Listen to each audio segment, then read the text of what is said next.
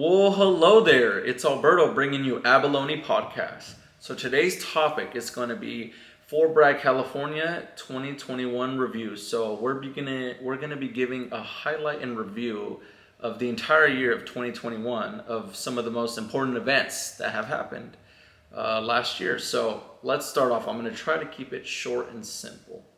So in January of 2021, COVID-19 vaccinations began. Whew, that was scary. I definitely remember that one. So, first vaccine doses administered in Ukiah, as a doctor who has treated emergency room patients in Ukiah for 40 years was the first person to receive the COVID-19 vaccine in Mendocino County.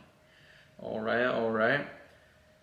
Second eventful event that happened here, February of 2021. 9 applicants for vacant city council seat. In early February, the city of Fort Bragg announced that it had received 9 applications for the open city council seat vacated by former Mayor Will Lee in December. The Mendocino County Registrar of Voters confirmed all applicants as current registered voters living within city limits. So I'm about to pronounce the 9 Fort Bragg residents that applied. So I please apologize in advance if I butcher any of the names.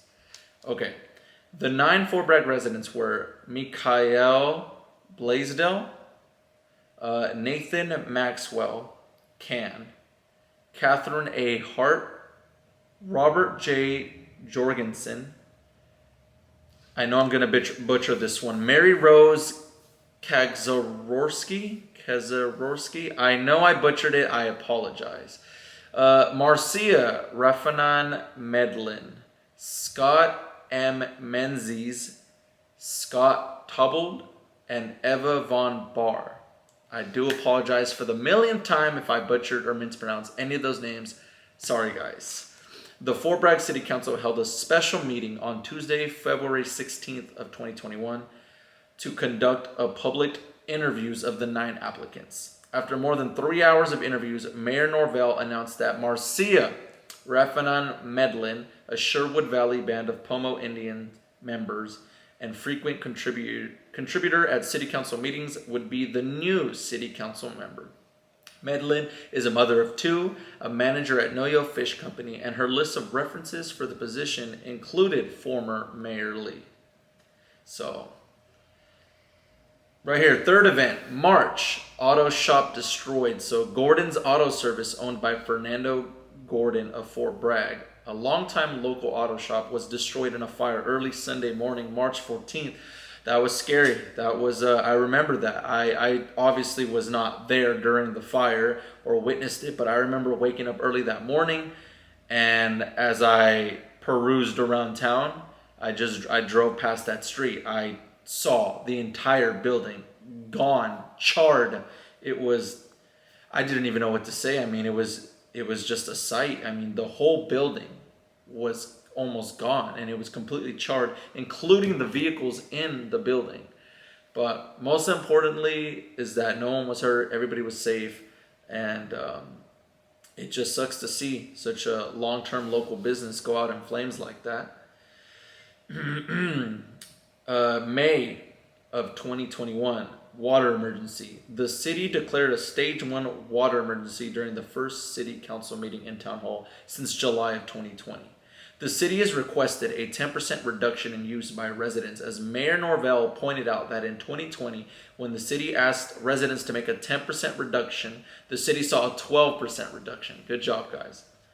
The staff report stated that reduced water usage would impact the city's water fund revenues. However, the water fund's reserves and fund balance can absorb the loss.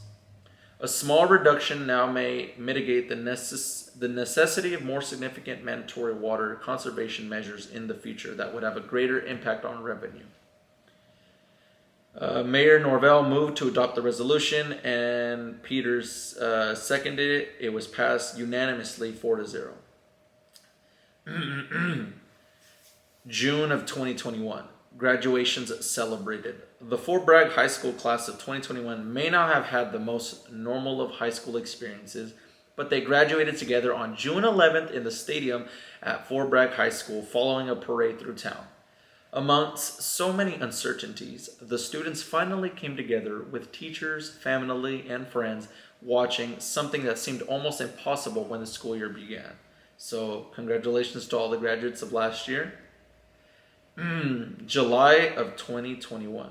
CV Star reopens. The CV Star Community Center reopened Monday, July 19th to full capacity with new classes and pool time available for any and all. So I know a lot of locals here were super happy to see the CV Star reopen. So really stoked about that one. August of 2021. The Mendocino County Board of Supervisors approved a resolution implementing a water hauling assistance program at a special meeting on August 24th, which will focus on trucking raw water from Ukiah to the Summer Lane Reservoir in FortBragg to be treated, where it would then be trucked to Mendocino. The board discussed applying for a grant from the Department of Water Resources to cover much of the cost for residential uses. However, the logistics remain uncertain for business use. In the meantime, $1.5 million will be allocated for the trucking program. So, that's fortunate. That's good. And right here, this is the last and probably most eventful thing that happened all of last year. And this event is still currently up in the air, and so I'm just going to get to it here. So December of 2021, City Council and Skunk Train battle over the mill site. During the FortBragg City Council meeting on Monday, November 22nd, the city voted to send a letter to the U.S. Department of Transportation, the DOT, requesting that the DOT deny Mendocino Railway's application for a railroad rehabilitation and improvement financing loan. This $31.3 million loan would repair the collapsed tunnel between FortBragg and Willits. The city's letter response to the news received on November 19th. Georgia Pacific had ceded the mill site with 272 acres of land to Mendocino Railways for $1.23 million. On the same day, Mendocino Railways distributed a newsletter titled The Little Stinker to FortBragg residents, detailing their plans into developing the mill site for tourists. Wow, that's a big one. That's a big one. Well, that last event of 2021 segues into my next topic here. So, thank you all for tuning in on the Abalone podcast here. We're going to wrap that video up here, but I want to talk more. I want to touch more based on this skunk train mill site situation here. So, I'm going to be covering probably multiple videos on this topic in detail. Some will be a few short clips. Some will be some long clips. Some I will have guests here on the podcast to talk more about this topic. But anyways, I want to conjure up an event or a public meeting or public gathering to get all of the public's opinions on the matter all at one place.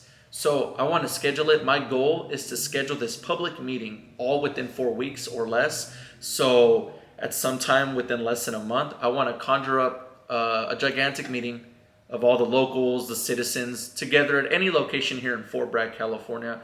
And basically, I will be recording. I will have all my camera equipment, microphone equipment, and I will basically be getting everyone's opinions and public thoughts on this whole mill site, skunk train city situation here. So I would really love to get the entire community together on that situation. So again, you can contact me at Mendocino Tech Guru. You can Google my business at Mendocino Tech Guru. The business line, the business phone number is on there.